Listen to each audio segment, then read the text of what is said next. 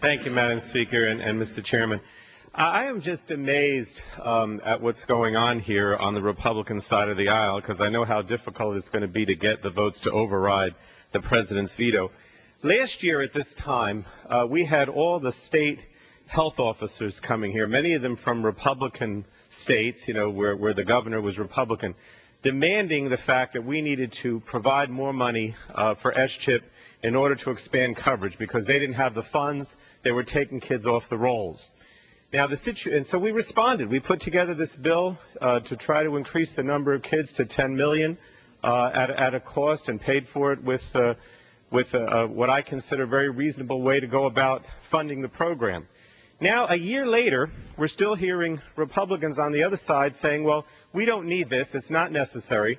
And the situation is only getting worse. The economy's on a downturn. I'm hearing more and more every day from my governors, my governor and governors on both sides of the aisle, about how the economic downturn is going to mean that more people are unemployed.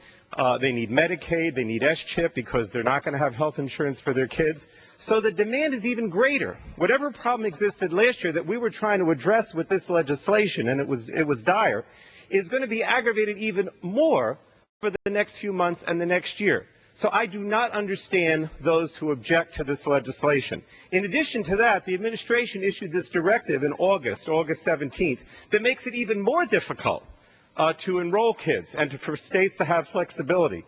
In that directive, the president actually says you have to be off health insurance for a year before you can apply and get on the SCHIP program. So here we have the Republican administration making it more difficult for states to cover children, as at the same time that the need becomes greater every day.